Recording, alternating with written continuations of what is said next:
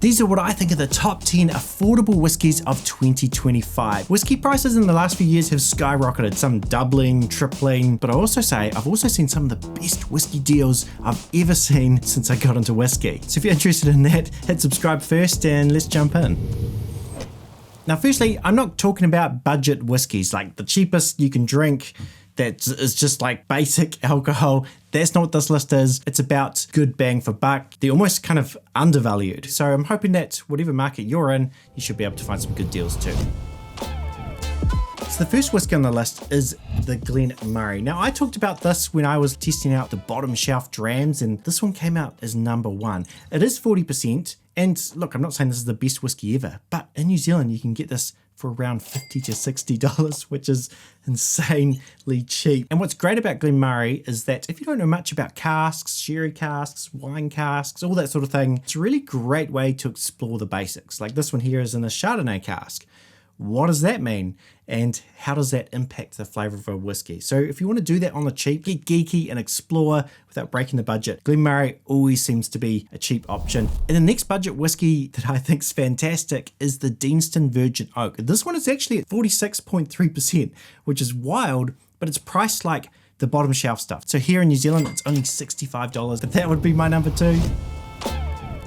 So the next category is that kind of like fruit and floral kind of category. It's kind of based off the previous video I did on top 10 affordable whiskies. I'm going to kind of categorize it in a similar way. Back then I didn't have the flavor tree, but the way I categorized it was the same way. So we're in now that kind of fruit and floral kind of area. It's kind of those whiskies, often ex-bourbon cask. They might have some like other sherry cask influence as well, but you're getting a lot of those fresh fruits kind of flavors. Now the first whiskey on this list is one that a lot of you probably could predict. See, the thing is, most of these whiskies will be over that 40%, over that 43%, because at the end of the day, the higher the ABV, the more whiskey you're getting. Like the only way they bring that ABV down is by them adding water before they bottle it, right? So if you're getting something 46, 48, 50 cask strength, even though a whiskey's more expensive, you may actually be getting a better deal, and you can always water it down at home. So the first fruit and floral is kind of a classic. It is going to be the Arran 10. This is just a big basket of fruit, toffee apples, but I think I've talked about that too much, and I don't think it's the best value whiskey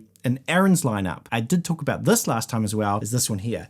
It's the Arran quarter cask. This one in New Zealand I can get for like $112. Doesn't sound super cheap. There's lots of bottles cheaper than that. But you got to remember, this is 56.2%. You're getting a lot of whiskey for your money, and it's still got all the great classic notes. So I just needed to tell you about today's sponsor, which has made this video possible, and that is Pre-Alcohol by ZBiotics. As you know, I'm a big fan of drinking responsibly, quality over quantity, and drinking for all the amazing flavors. But sometimes, like when a bunch of mates are coming around, or a tasting, or a festival, it can sneak up on you. So that's why I always hydrate, like a lot, with a massive water bottle, get lots of sleep, and I sometimes have a Pre-Alcohol by ZBiotics. It's a genetically engineered probiotic made by PhD scientists designed to break down the byproduct of alcohol that builds up in your gut. And that byproduct is what can leave you feeling off the next day. So if you do want to try it, click on my link in the description for 15% off, free shipping, and if you're still not really that sure or that convinced, there is a money back guarantee. Now let's get back to whiskey. Now this next whiskey is kind of a rising star. It's not one I've actually talked about on this channel before. A lot of people are saying just how good this whiskey is. This one I would say, look, I've put it in the fruit and floral kind of category, but that's the whole thing about the flavor tree. Most whiskies will share a couple of categories. So I will say this also shares a lot of that rich and spice. That's because this whiskey is a mixture of the ex-bourbon cask, which is going to give you the sort of vanilla and toast and stuff, and some of those sherry casks, the dried fruit, the spice, and also some wine casks as well. So there's a little bit of those ripe red fruits there. So the one I've got here is the Glen Moray 12. It has an impressive age statement at 12 years. It is only 45%, not 46. I don't know why they went with 45%, but I do think it's also a really beautiful bottle. And I got mine here in New Zealand for $96. So for something under $100 in New Zealand dollars, I think it's absolutely fantastic. And maybe this will end up as a perma-shelf whiskey. So the two categories don't really make sense for this, the kind of like sherry, rich and spiced, and the fruit and floral, because a lot of these are going to be crossing over. But I would say for the next kind of rich and round category, I've talked about this whiskey a lot as well, probably is my favorite from their line, it is going to be Arran Amarone cask. It's aged in like Italian red wine casks, and it's just fantastic. It's at 50%. The other one I want to mention is actually Ardbeg, the rum cask. And just kind of in general, I just want to say, like, when I was going through the list, looking through all the different whiskey shops, all these hundreds of whiskeys, the two that kept coming up, and I was like, oh, actually, that's good value for money. It's always Arran's and it's always Ardbeg. I was looking at like all the different cask releases. I just think as distilleries, Ardbeg and Arran are really good for that. I'd love to hear from you if you think there are other distilleries like that where kind of everything in their range just feels kind of good value. The only one with Arran I would say is the 18-year-olds are pretty expensive. I think that's kind of a stock shortage thing. I want to give you a couple of wild cards. The first special mention I just want to say within that rich and round kind of spice section is a New Zealand whiskey. This one here, I almost find the Arran of New Zealand. It's a 1919 Goleta. Amazing value. It's a good ABV. There's not heaps of it, so you probably need to be in New Zealand to get it. But just in that category, I think there's something a lot of whiskey enthusiasts don't think about enough, and that is independent bottlers. Now, with independent bottlers, I think it's easy to look past because they're quite confusing. I did a whole video on it at one point. I might have to redo it because it's pretty old now. A lot of independent bottlers, they basically buy the cask directly from the distillery and they release it under their own name, and they're normally single cask. So that's why I don't talk about them that much, because most times I talk about an independent bottler, the vast majority of you can't buy an independent bottler, and that's by design. They are unique whiskies. But I'll just say as a concept, a lot of independent bottlers get to play with cask types, and I find a lot of them, they'll take quite a light spirit and they'll experiment with a sherry cask. So this one here is actually a whiskey which, when I was at Whiskey Exchange and I asked the person there what their favorite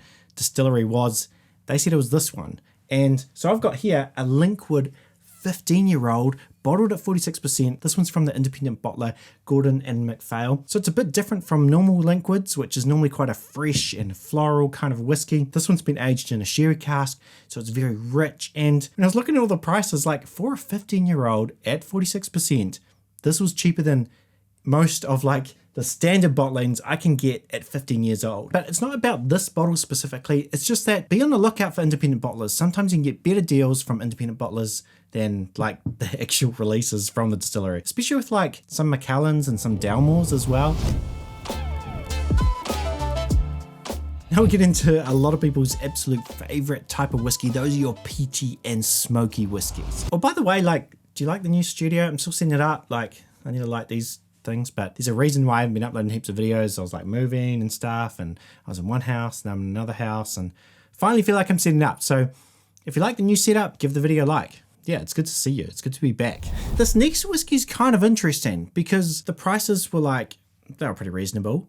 And this was one of the whiskeys I was like, I'm not buying another bottle because it went up almost more than most, but now it's come back down and ended up being cheaper than a lot of its other smoky competitors. I don't know what they're doing. 2 years ago, this was like $30 more, and now it's not. And it's good because it's an old classic. Some people say about this whiskey that it's not as good as it once was. I'm not too sure. I mean, I still have the old bottle, but I'm going to talk about it because I can see that I can get it online for 88 New Zealand dollars, and it is the Talisker 10. So when people talk about salty coastal whiskies, normally the first thing that comes to their mind is the Talisker. It's a bit different to kind of like the peat smoke stuff you get from Islay. This is much more like your salty smoke. To be fair, I haven't had the later releases of Talisker 10. If you want to see a video of me reviewing this against maybe a newer release, let me know if that's something that might interest you. Some whiskies change a lot and some don't. Now, the next whiskey on this list is probably what I thought was the best kind of Islay peaty whiskey from like 3 years ago when I did the Affordable Whiskey list, and it was the Ardbeg Wee Beastie. This still is good value for me. I can get it for $86 and comes in at 47.4%, a really punchy whiskey. A 5-year-old, which I actually think for smoky whiskey, and I've talked about this a lot, that's not necessarily a bad thing. Often a younger a whiskey is, the more punchy that smoke and peat is. So if you just want to be punched in the face with like a smoke bomb, I mean, sometimes you want a young Islay.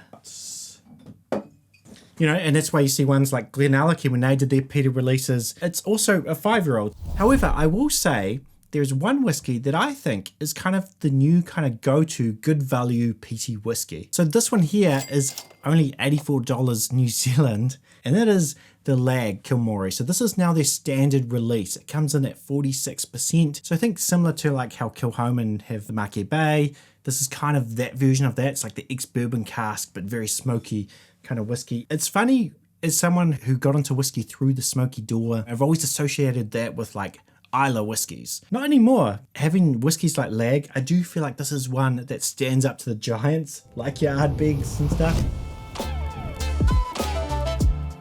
Now, I quickly want to talk about some cask strength whiskies, ones that, for the price that I just keep buying them. This one here is probably the whiskey I've bought the most over the last few years. It's heavy, it's meaty. Some people call it an alternative to Springbank. I mean, it's a bit different, but some people even say it's a little bit diesel-y. It's always funny when I talk to like non-whiskey drinkers and I'm like, this has got like diesel notes, and they're like, what's wrong with you? The one I have picked is this here, the Ben Romick Cask Strength. This one here I can get for $145 New Zealand. And you got to remember, this is 60.6%. This one is batch 3. It's the 2014 distilled one. And oh yeah, it's just good stuff. The next cask strength whiskey though is one I thought I probably wouldn't be buying bottles of again. And it's a bit like some of the Diageo whiskies that I was like, the price is just getting too crazy.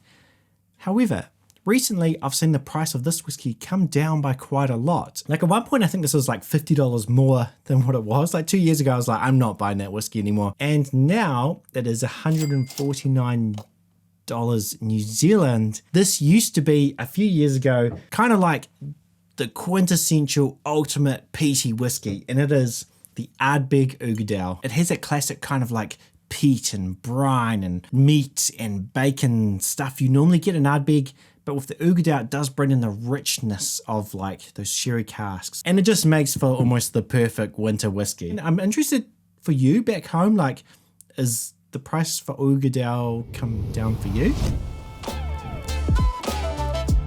So now I'm going to tell you about probably the best value whiskey I've ever bought, like full stop. This was so cheap. I will say it's not guaranteed you'll get this cheap, but as a principle, any of the whiskies in this range, there are some amazing deals going for. In fact, I picked up 2 of them because the value is insane. What was really interesting about these whiskies is that a few years ago, these were like collectibles. They were like whiskies that, oh yeah, you know, like we'll pick up a few of these and collect them because later on they'll sell for heaps of money. And so a lot of the prices were kind of driven up by quite a lot. So what's interesting is a few years later, the prices are so cheap that, so both of these I think are cask strength, they are, and they're cheaper than pretty much any other cask strength whiskey I can get. And they also have big age statements. So what are they? I won't keep you waiting. They are whiskies from Diageo's special release range. So I've actually picked up 2 of them. This one here is the Singleton 19-year-old. This was just kind of a fluke. I was in a store in New Zealand and I just saw it on the shelf, and apparently it'd been sitting there for a while. This is the thing about when you're consuming whiskey YouTube or you're in the whiskey geek circles, you'll be like, that is incredible value. But most people must just walk past this. It was wild. So I got this for $122 New Zealand. To put that into context, this is 54.6% and a 19-year-old. Think of any 18-year-old whiskies. It's 46%, 43%. They won't come close to this price. So it's not guaranteed you will get a price like I did. But there are other special releases coming out that are good value too. Like this one here, it's the Kaju. And this is an 11-year-old bottled at 56%. I got this one for $122 as well. But what I'm really interested in, are there some deals recently, some whiskies you bought recently that you thought was such good value? A lot of people saying like there could be another whiskey crash coming, a whiskey lock, who knows? And some distilleries are trying to get ahead of that by kind of dropping their prices by a lot. So is there any deals out there you've seen that are like amazing? Anyway, it's good to be back. Good to hear from you. If you haven't subscribed yet, make sure you subscribe. And thanks to my patrons for making this video possible. And above all, share and enjoy. Beauty.